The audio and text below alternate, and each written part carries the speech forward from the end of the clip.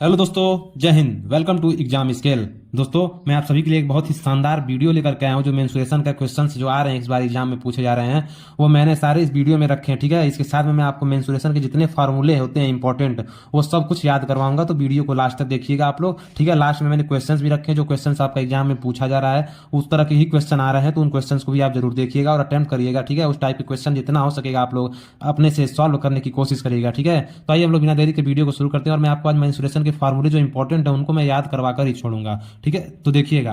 सबसे पहले आता है, देखिए यहाँ पर लिखा है ना, 3 क्वेश्चन हर शिफ्ट में पूछ रहा है। ये तो कंफर्म है कि 3 क्वेश्चन मेंसुरेशन के आ रहे हैं, और वो कौन कौन सा आ रहा है मैं अभी आपको बताऊंगा आगे। ठीक है, तो सबसे पहले देखिएगा, मैं ट्रिक के साथ आपको याद कराता हूँ। देखिए, बेलन सबसे पहले याद, फार्मूला जो इंपॉर्टेंट है आपका या एसएससी जीडी के लिए, वो बेलन का फार्मूला सबसे इंपॉर्टेंट है। ठीक, तो बेलन का सबसे पहले आपको देखते हैं। बेलन बेलन हम लोग सिलेंडर को बोलते हैं। सिलेंडर इस तरह से कुछ बनाते हैं, नीचे देखिए सर्कल होता है, यहाँ पर लिखा है ना वृत्त। तो ये जो ऊपर देख रहे होंगे आप लोग और नीचे, ये दोनों आपका क्या होता है, सर्कल होता है। ठीक है, बेलन इस तरह से बनाते हैं। अब पूछा है कि इसका आयतन कैसे याद होगा। तो देखिए, इसमें कुछ नहीं करना होता है। बेलन का आयतन निकालने के लिए आपको देखिए क्या होता है, जो ट्रिक होता है वो ये होता है कि आधार का क्षेत्रफल लिखिए और ऊंचाई लिखिए। अगर बेलन का फार्मूला नहीं याद है लेकिन आपको आधार का क्षेत्रफल, यानी कि जो आधार में क्या है, आधार में आपको वृत्त दिख रहा है, और वृत्त का आप लोग सभी को क्षेत्रफल पता होगा, क्या होता है, पाई आर स्क्वायर होता है। इतना तो पता है आपको ना।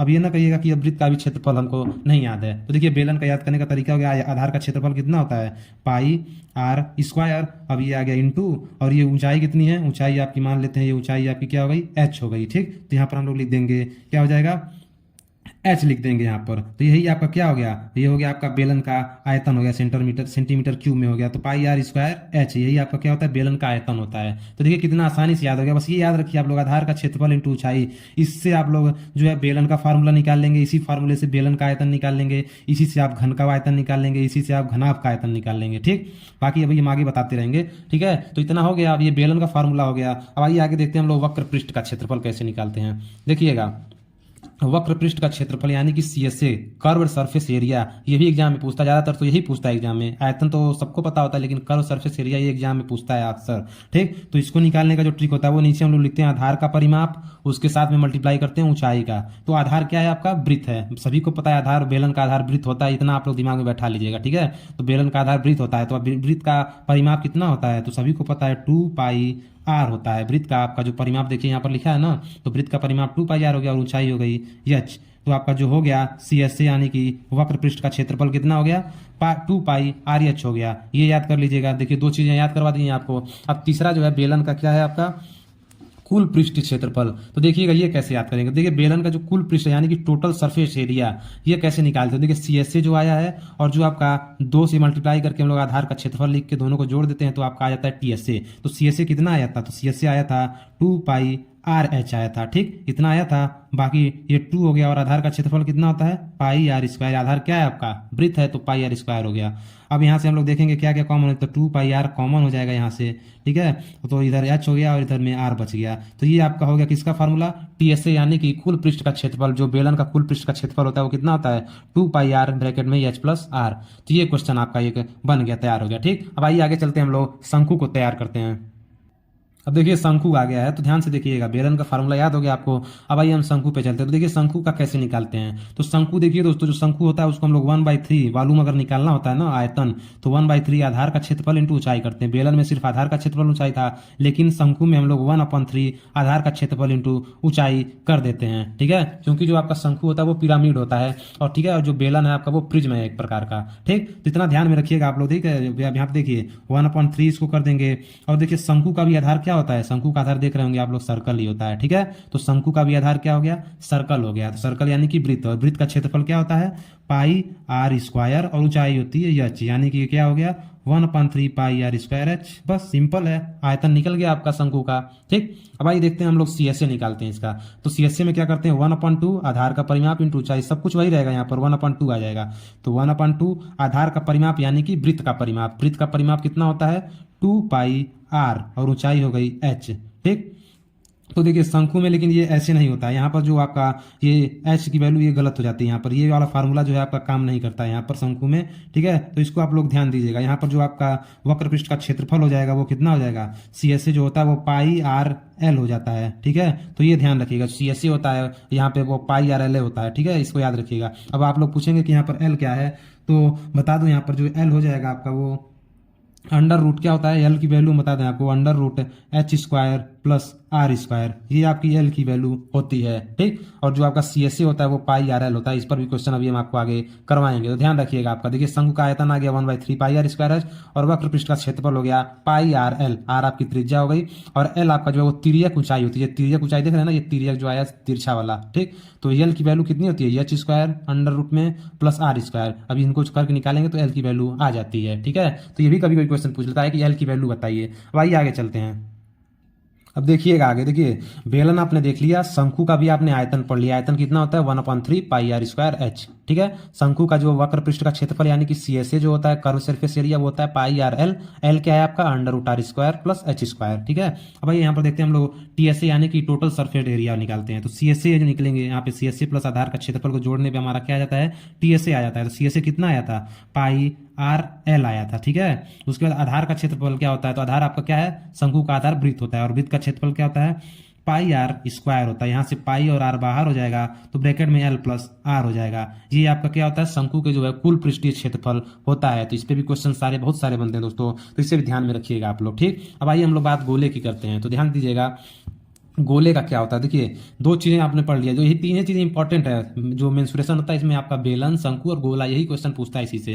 अब देखिए गोले का आयतन क्या होता है, तो गोले का आयतन होता है 4/3 पाई आर क्यूब। ध्यान रखिएगा, सी एस ए जो होता है वो 4 पाई आर स्क्वायर, यानी कि जो वक्र पृष्ठ का क्षेत्रफल होता है और जो संपूर्ण पृष्ठ का क्षेत्रफल यानी कि कुल पृष्ठ का क्षेत्रफल होता है, वो गोले का दोनों बराबर होता है 4 पाई आर स्क्वायर। मोस्ट इंपॉर्टेंट है, इस चीज को ध्यान दीजिएगा आप लोग। देखिए गोले का जो आयतन होता है वो 4/3 पाई आर क्यूब, और जो इसका सी एस सी और टी एस सी होता है ना, वो दोनों जो गोले का वो 4 पाई आर स्क्वायर ही होता है। लेकिन अर्धगोला में क्या होता है, देखिएगा ध्यान से देखिएगा, अर्धगोला में ये एकदम बिल्कुल चेंज हो जाता है।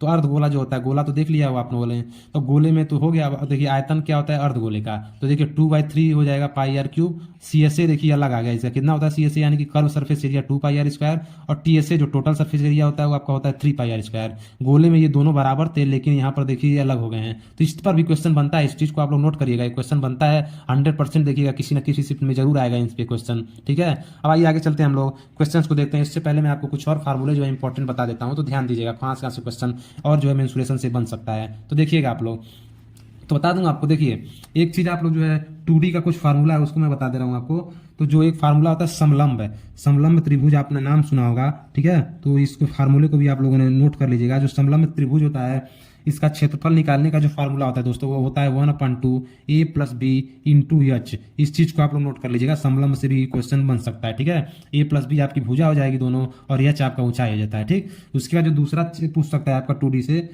वो होता है आपका समचतुर्भुज। ठीक है, तो इसको भी ध्यान दीजिएगा, समचतुर्भुज का भी फार्मूला हम आपको बता दे रहे हैं। तो जो समचतुर्भुज होता है, इसका जो फार्मूला होता है वो भी नोट कर लीजिएगा आप लोग, समचतुर्भुज। ठीक, इस पर भी क्वेश्चन बनता है, समचतुर्भुज पे क्वेश्चन बनता है। इसका जो फार्मूला होता है, समचतुर्भुज त्रिभुज का जो फार्मूला होता है वो 1/d1 इंटू d2। ये दोनों आपके क्या है, ये आपका जो होता है वो क्या है, विकर्ण बोलते हैं d1 और d2 को। तो ये चीज भी आप लोग ध्यान रखिएगा। ठीक है, बाकी आगे आप लोग से बताते हैं कि क्वेश्चन किस टाइप के आते हैं। ठीक है, अगर आपको त्रिभुज का क्षेत्रफल अगर पूछता है, त्रिभुज का क्षेत्रफल अगर पूछता है, तो आप लोग वो वाला फार्मूला लगा सकते हैं। कौन सा, एस माइनस ए। ठीक है, एस माइनस बी और एस माइनस सी, ये फार्मूला भी आप लोग लगा सकते हैं। ठीक है, उसके बाद आइए हम लोग आगे चलते हैं और क्वेश्चन करते हैं। ये इंपॉर्टेंट था, इतना जान लीजिएगा आप लोग। बाकी अगर कोई भी इससे अलग से कुछ भी क्वेश्चन नहीं पूछेगा, तब आइए हम लोग क्वेश्चन को सॉल्व करते हैं। देखिएगा पहला क्वेश्चन एसएससी में पूछे गए प्रश्न है सभी के सभी। ठीक है, टोटल 7 से 8 क्वेश्चन है दोस्तों, तो ध्यान से आप लोग देखते चलिएगा। सभी क्वेश्चन इसी टाइप के आ रहे हैं बार बार। देखिए क्या कह रहा है, एक लंबवृत्तीय बेलन का व्यास 14 सेंटीमीटर और बेलन की ऊंचाई 2 सेंटीमीटर है, तो बेलन का आयतन पूछा है। अभी देखिए मैंने फार्मूला याद करवाया था आपको ना, तो बेलन का जो आयतन का फार्मूला होता है वो कितना होता है, तो बेलन का है जो है आयतन होता है वो आपका कितना होता है, तो सभी को पता है जो बेलन के आयतन का फार्मूला होता है वो पाई आर स्क्वायर एच होता है। अब इसको आप लोग कभी भी नहीं भूलेंगे, जो ये पाई आर स्क्वायर हो गया आधार का क्षेत्रफल यानी कि वृत्त का क्षेत्रफल, और एच ऊंचाई हो गई।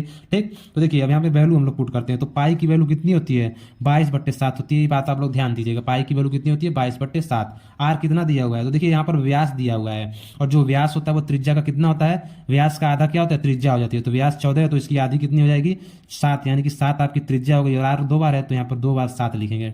देखिए डी आपका दिया हुआ है यानी कि व्यास दिया हुआ है, तो आर निकालने के लिए इसको हम लोग व्यास का आधा कर देते हैं। ठीक है, तो व्यास का आधा ही आपका क्या हो जाती है त्रिज्या हो जाती है। तो ये चीज आप लोग ध्यान दीजिएगा। ठीक है, नहीं तो आप लोग गलती से व्यास को ही वहाँ पे पुट कर देते हैं, अब ठीक है, तो गलत हो जाएगा। अब यहाँ पर हम लोग ऊंचाई कितनी दी हुई है, ऊंचाई आपकी दी हुई है 2 सेंटीमीटर है, ठीक। अब यहाँ से देखिए 7 से ये 7 कट गया, अब फिर हम लोग 2 का इसमें 22 में मल्टीप्लाई करेंगे 44 हो जाएगा, और ये 7 हो गया। अब 7 से इसमें मल्टीप्लाई करेंगे हम लोग तो ये आपका आ जाएगा 308, यही आपका आ जाएगा, किसमें आएगा, सेंटीमीटर क्यूब में आपका आंसर आ जाएगा। तो इस तरह से इसको हम लोग करते हैं, ठीक है। बाकी आइए आगे चलते हैं, देखिएगा ये क्वेश्चन आ गया शंकु का, मोस्ट इंपॉर्टेंट क्वेश्चन है दोस्तों। ये थोड़ा सा लेंदी है लेकिन इस तरह के क्वेश्चन पूछ रहे हैं, ठीक है। इसमें टाइम टेकिंग वाला क्वेश्चन है, इसको करने का तरीका क्या होना चाहिए आपको, तो देखिएगा। देखिए बोला है कि शंकु की त्रिज्या 7 सेंटीमीटर है, ठीक। यदि शंकु की ऊंचाई 14 सेंटीमीटर है तो शंकु के वक्र पृष्ठ तथा संपूर्ण पृष्ठ योग कितना होगा। तो सबसे पहले था इस शंकु के जो वक्र पृष्ठ होता है इसका फार्मूला क्या होता है, तो पाई आर एल होता है। और संपूर्ण पृष्ठ का क्षेत्रफल क्या होता है, तो बता दें आपको, जो इसके संपूर्ण पृष्ठ का क्षेत्रफल होता है वो कितना होता है, पाई आर ब्रैकेट में एल प्लस आर होता है। इतना सबको पता है, बस इसी को जोड़ करके हम लोग को क्या करना है, आंसर को निकालना है। इन दोनों को बोला है ना, इनको योग बताना है आपको। तब देखिएगा पाई की वैल्यू कितनी है, 22/7। आर का वैल्यू देखिए यहाँ पर दिया हुआ है ना, 7 दिया हुआ है। एल की वैल्यू मैंने अभी आपको बताया था पीछे, तो एल की वैल्यू कितनी होती है, एल का वैल्यू होता है अंडर रूट क्या होता है, R square plus H square होता है। इतना सबको पता है। अब ये आ गया प्लस, यहाँ पर पाई की वैल्यू आ गई 22/7। आर कितना दिया हुआ है, 7 दिया है, और एल कितना है निकालना है हमको। एल आपका जो है निकालेंगे अभी हम लोग आगे, तो एल प्लस आर कितना है, 7 है। एल की वैल्यू एक ही ऐसे निकलती है ना, अब यहाँ पे हम जो एल की वैल्यू निकालेंगे वहां पर रख देंगे। तो देखिएगा 22, ये 7 से 7 कट गया। अब इसमें हम लोग एल की वैल्यू यानी कि आर निकले, आर कितना है, आर है आपका 7, तो आर का स्क्वायर हो जाएगा 49। एच कितना है 24 का स्क्वायर कितना हो जाएगा, तो 24 का स्क्वायर होता है 576 होता है, ठीक। इतना हो गया ना। अब ये देखिए 22/7 हो जाएगा, ये इधर 7 एल प्लस 7 लिख देंगे।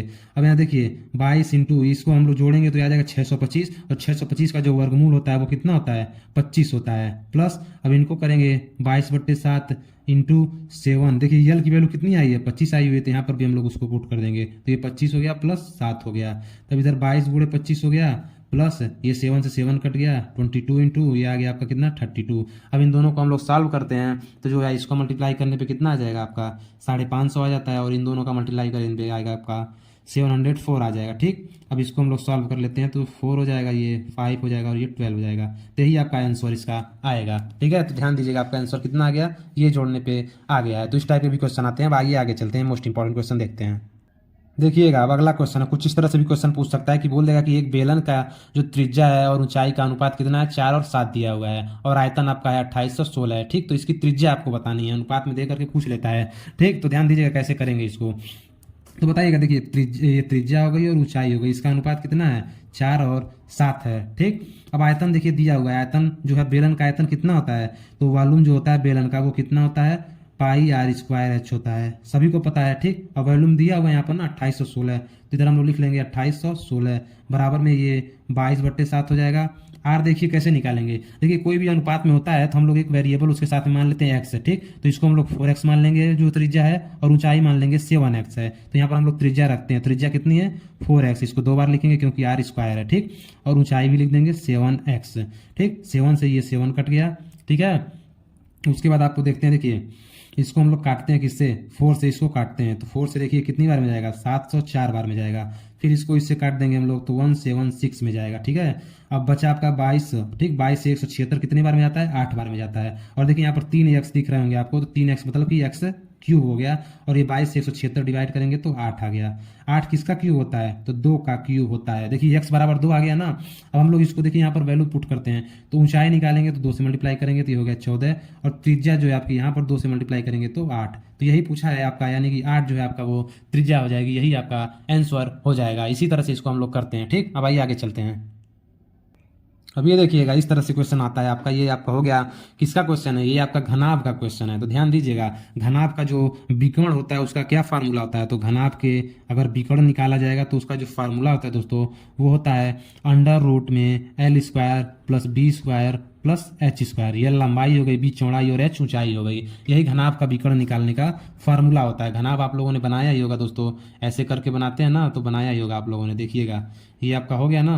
तो यही वाली जो छड़ देख रहे हैं आप लोग नीचे से यहाँ तक है ना, इस कोने से इस कोने तक, यही आपका होता है विकर्ण। तो इसी की वैल्यू हम लोग को निकालना होता है। तो देखिए बोला है कि एक कमरे की लंबाई, चौड़ाई और ऊंचाई कम से कम 20 ठीक है, और 10 सेंटीमीटर है। तो कमरे के अंदर रखी जा सकने वाली सबसे बड़ी छड़ कौन सी होगी? देखिए जो सबसे बड़ी छड़ होती है वो यही होती है, ठीक है, कमरे के अंदर, यानी कि जो उसका विकर्ण होता है। ठीक, तो विकर्ण निकालने का फॉर्मूला ये हो गया। अब इसी में हम लोग वैल्यू पुट कर देते हैं। लंबाई कितना दिया हुआ है? 20, और 20 का स्क्वायर होता है 400। ठीक, फिर बी की वैल्यू भी 20 है, तो 20 का स्क्वायर कितना होता है? 400, प्लस एच का वैल्यू कितना है? 10, 10 का स्क्वायर होता है 100। इन सबको जोड़ेंगे हम लोग तो ये हो जाएंगे 900, और 900 किसका वर्गमूल होता है? तो 30 का होता है, यानी कि 30 सेंटीमीटर की जो छड़ होगी आपका, वो इस कमरे में सबसे लंबी रखने वाली छड़ हो जाएगी। तो यही इस तरह से करते हैं, देखिएगा, ध्यान दीजिएगा इसको आप लोग। ठीक भाई, आगे चलते हैं। ये देखिए यही क्वेश्चन तो आ रहे हैं बार बार, जैसे कि अभी सभी इंपॉर्टेंट थे, लेकिन ये वाला क्वेश्चन 100% है, लिखित गारंटी है आपका 100% ये वाला क्वेश्चन आपके एग्जाम में छपेगा। ध्यान दीजिएगा आप लोग कैसे करेंगे। देखिए कह रहा है कि 6 सेंटीमीटर त्रिज्या के अर्धगोले को पिघलाकर 75 सेंटीमीटर ऊंचाई के शंकु में बदला जाता है, तो इस शंकु के आधार की त्रिज्या क्या होगी? देखिए अगर पिघलाकर अगर कोई चीज बनाया जाता है ना, तो हम लोग क्या करते हैं, उन दोनों का आयतन को आपस में बराबर कर देते हैं, या फिर वहां पे कुछ भी हो जिसको पिघलाया जाता है और जिसमें बनाया जाता है, उन दोनों के आयतन को आपस में हम बराबर करते हैं। तो यहाँ देखिए किसको पिघलाया जा रहा है? तो अर्धगोले को पिघलाया जा रहा है, और बनाया किस में जा रहा है? शंकु में बनाया जा रहा है। ठीक है, तो शंकु में बदला जा रहा है ना। अब इन दोनों का हम लोग आयतन बराबर कर देते हैं आपस में। तो आइए करते हैं। तो अर्धगोले का आयतन क्या होता है? तो हम लोग देखिए यहाँ पर लिख देते हैं पहले, अर्धगोले का आयतन, ठीक है, बराबर कर देंगे किसके? शंकु के आयतन के बराबर में। जब भी कोई चीज आता है अगर ना, शंकु का आयतन अगर बोले पिघलाने के लिए, तो बस आप उनका आयतन को बराबर कर दिया करिए। अर्धगोले का आयतन कितना होता है? 2/3 पाई आर क्यूब होता है। शंकु का आयतन कितना होता है? तो शंकु का आयतन जो होता है वो आपका 1/3 पाई आर स्क्वायर एच होता है, इतना होता है। अब देखिए 3 से 3 कट जाएगा, जो कटे उसको काट लीजिए, पाई से पाई कट गया, यहाँ पे आर नहीं कटेगा, क्योंकि देखिए ये गोले का आर है त्रिज्या, ये आपका शंकु का है, तो दोनों अलग है, तो इसको मत काट दीजिएगा आप लोग। ठीक है, इसलिए हम इसको कैपिटल लिख देते हैं, कैपिटल आर में हो गया ये। ठीक है, अब देखिए अब वैल्यू पुट करते हैं, तो यहाँ पे ये 2 बच गया। आर की वैल्यू कितनी दी हुई है? देखिए अर्धगोले की त्रिज्या है 6 सेंटीमीटर, और 6 किसका क्यूब होता है? 6 को यहाँ पर 3 बार हम लोग लिखते हैं, क्योंकि आर क्यूब है तो 6 3 बार हो गया। यहाँ पर आर दिया हुआ है, आर आपका जो है त्रिज्या शंकु की कितनी हुई है, तो आर की त्रिज्या आपको निकालना है, तो हम लोग आर स्क्वायर लिख देंगे, और ऊंचाई दिया हुआ है 75 सेंटीमीटर है। ठीक है, अब देखिए क्या करेंगे, 3 से इसको हम लोग काटते हैं 2 बार में, 3 दूना 6, और ये 3 से कटेगा कितने बार है? 25 बार में। अब इसको हम लोग इधर लेते आते हैं। ठीक, तो इधर आर स्क्वायर बच जाएगा, तो आर स्क्वायर इक्वल टू क्या हो जाएगा? 2 × 2 × 6 × 6 इधर बचा है, और ये 25 नीचे आ गया। अब इसका हम लोग देखिएगा ध्यान से, अब इसका हम लोग वर्गमूल निकालेंगे। ठीक है, इतना हो गया ना, इसको हम लोग जैसे इधर था, अब 25 को उधर भेज दिया, नीचे आ गया। अब देखिए क्या करेंगे, अब इसको हम लोग उधर भेज देंगे, तो ये अंडर रूट के अंदर आ जाता है। ठीक है, तो ये अंडर रूट के अंदर आ जाएगा, और इधर आइए देखते हैं, नीचे देखिएगा, नीचे देखते हैं इसको। यही करने का तरीका आपका होना चाहिए। ठीक है, तो ध्यान दीजिएगा, यहाँ पर ये आपका हो जाएगा आर इक्वल टू, इधर जाएगा तो ये वर्गमूल के अंदर आ जाते हैं, तो इनके अंदर में आएगा ये, तो 2 2 4 हो गया। ठीक, 6 6 36 हो गया, और नीचे 25 है। अब वर्गमूल के बाद 4 किसका वर्गमूल होता है? 2 का, 36 6 का, और 25 5 का, इतना हो गया। तो 6 दूनी 12/5, यानी कि जो आपका ये आ गया वो 2.4 सेंटीमीटर आंसर आ गया, यानी कि ये आर आपकी त्रिज्या कितनी आ गई? 2.4 आ गई। तो इस तरह से ये क्वेश्चन आप लोग करिएगा। अगर आता है कि पिघलाने वाला क्वेश्चन, तो उनके आयतन को आप लोग बराबर कर दीजिएगा। ठीक, अब आइए आगे चलते हैं। अगला क्वेश्चन ध्यान दीजिएगा, 6वें नंबर का ये क्वेश्चन है। देखिए क्या बोल रहा है, 20 सेंटीमीटर क्वेश्चन पूछता है, ये भी इंपॉर्टेंट है, 100% इंपॉर्टेंट है। देखिए 20 सेंटीमीटर ऊंची और 15 सेंटीमीटर आधार त्रिज्या वाले एक समवृत्ताकार शंकु को गलाया जाता है। देखिए पिघलाना गलाना एक ही होता है, और उसे 5 सेंटीमीटर ऊंची तथा 1.5 सेंटीमीटर आधार त्रिज्या वाले समान आकार के छोटे शंकु में ढाला जाता है। तो पूछा है कि उसमें कितने शंकु बन जाते हैं। तो देखिए इसमें क्या करते हैं हम लोग, अगर इस तरह का क्वेश्चन आता है और पूछता है कि संख्या, अगर पूछता है ना, तो संख्या यानी कि n पूछ रहा है। ठीक, और जिनको पिघलाता है ना, उसी को हम जो आयतन होता है उनको आपस में डिवाइड करते हैं। तो बड़ा वाला कौन सा आयतन हो जाएगा? तो देखिएगा बड़े वाले शंकु को हम मान लेते हैं, तो बड़े वाले शंकु का आयतन हो जाएगा 1/3 पाई। उसके बाद बड़े वाले शंकु का त्रिज्या हम लोग r1 ले लेते हैं। r1 यहाँ पर क्या दिया हुआ है, तो देख लीजिएगा आप लोग कि यहाँ पर देखिए आधार की त्रिज्या कितनी है? 15 है, तो 15 × 15 शंकु का आयतन होता है ना 1/3 पाई आर स्क्वायर एच, एच दिया हुआ है 20। अब नीचे देखिएगा जो छोटा वाला आयतन है उसकी वैल्यू देखिए क्या दी हुई है, तो छोटे वाले आयतन का देखिए यहाँ पर क्या दिया हुआ है, ऊंचाई कितनी है? 5 सेंटीमीटर है। ठीक, त्रिज्या जो ही है आपकी कितनी है? 1.5 × 1.5 है, इतना ध्यान दीजिएगा आप लोग। ठीक है, अब देखिए ये दोनों 1.1.5 है, तो इससे ये कट गया 10 बार में, और इस 1.5 से ये 15 कट गया 10 बार में। ठीक, 5 से ये कट गया 4 बार में, पाई से पाई कट गया, 1/3 से 1/3 कट गया। तो n की वैल्यू कितनी बची? 10 10 और 4, यानी कि 10 × 10 गुणे 4 यानी कि ये 400 हो गई। तो ये भी क्वेश्चन पूछता है n की वैल्यू अगर पूछेगा निकालने के लिए, तो अगर शंकु है तो शंकु के आयतन को आपस में डिवाइड कर देंगे, जो बड़ा वाला होगा वो ऊपर होगा और जो छोटा वाला होगा वो नीचे होगा। ध्यान दीजिएगा आप लोग, ठीक। छोटा वाला शंकु नीचे था, देखिए नीचे आ गया ना उसका आयतन, और बड़े वाले शंकु का आयतन ऊपर है। तो इस तरह से हम लोग करते हैं, ठीक है। ध्यान दीजिएगा इस तरह के क्वेश्चन को आप लोग। अब आइए आगे चलते हैं। अब देखिएगा ये क्वेश्चन, इस तरह के क्वेश्चन पूछे जा रहे हैं दोस्तों, इसीलिए मैंने एक बार इसे फिर से रखा है। देखिए, धातु के एक ठोस गोलाकार गेंद को जिसका व्यास 6 सेंटीमीटर है को पिघलाकर एक नीचे शंकु जो है जिसका आधार व्यास 12 सेंटीमीटर है में ढाला जाता है, तो शंकु की ऊंचाई पूछा है। तो देखिए यहाँ पर किसको पिघला रहा है, तो गोलाकार गेंद को, यानी कि एक स्फेयर यानी कि गोला को पिघला करके शंकु में बदल रहा है। तो बस दोनों के आयतन को बराबर कर लेंगे। तो गोले का आयतन कितना होता है, तो सभी को पता है गोले का आयतन कितना होता है, 4/3 पाई आर क्यूब हो गया, ठीक। यहाँ पर आर आपका अलग है, वो आर शंकु का अलग होता है, आर तो दोनों काटिएगा मत आप लोग। देखिए अब शंकु का क्या होता है आयतन, तो शंकु का आयतन होता है 1/3 पाई आर स्क्वायर एच होता है। देखिए पाई से पाई कट जाएगा, 3 से 3 कट जाएगा। अब 4 को लिखेंगे यहाँ पे। उसके बाद ध्यान दीजिएगा, देखिए व्यास को ही आप लोग यहाँ पर मत उतार दीजिएगा। अगर व्यास 6 है तो त्रिज्या उसकी आधी होती है, यानी कि 3 हो जाएगी। तो यहाँ पर हम लोग 3 लिखेंगे 3 बार, क्योंकि यहाँ पर क्यूब है, ठीक। आर स्क्वायर एच लिखा है। अब देखिए शंकु के आधार का व्यास, यानी कि आधार का व्यास कितना है, 12 सेंटीमीटर है।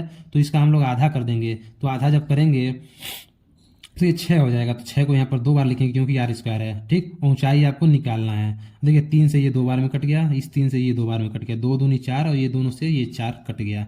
तो एच की वैल्यू कितनी आई, 3। तो एच की वैल्यू कितनी बची है, 3 बची है। इसे ध्यान दीजिएगा। तो ये आपका क्या हो जाएगा, राइट आंसर हो जाएगा। यहाँ पर कुछ गलती हुई है क्या, 3 नहीं सही है, यहाँ पर 3 इसका राइट आंसर आ जाएगा। तो इसे ध्यान दीजिएगा आप लोग, ठीक है। शंकु की ऊंचाई कितनी आई, 3 आ गया। इसी तरह से इसको हम लोग करते हैं। बस जो आयतन और जिसको पिघलाता है उन दोनों को आयतन को आप लोग बराबर करके जो कट्टे काट दीजिएगा, ठीक। आर को ध्यान रखिएगा, व्यास दिया रहेगा तो उसका आधा करके ही आप लोग लिखिएगा आर को, ठीक है। तो ध्यान देकर ही करिएगा। बाकी आप लोग मेहनत करिए, ठीक है। इस तरह से क्वेश्चन आप लोग और अधिक प्रैक्टिस कर लीजिए। यहीं से क्वेश्चन आपके पूछेंगे, फार्मूले जो मैंने बताया उसको याद कर लीजिएगा, ठीक। बाकी मैं कल फिर से आपके लिए एक वीडियो लाऊंगा जिसमें मैथ्स के अन्य टॉपिक जो है प्रॉफिट लॉस परसेंटेज और सभी कुछ मैं कवर करवाऊंगा। तो ध्यान दीजिएगा, मैं पूरा उसमें बताऊंगा कि कहां से कैसे क्वेश्चन बना रहे हैं। मैं अपने नोट्स से ही आपको क्वेश्चन करवाऊंगा, ठीक। Thank you for watching. Video को ज़्यादा से ज़्यादा शेयर करिए और लाइक सब्सक्राइब कर दीजिएगा, ठीक। Thank you for watching.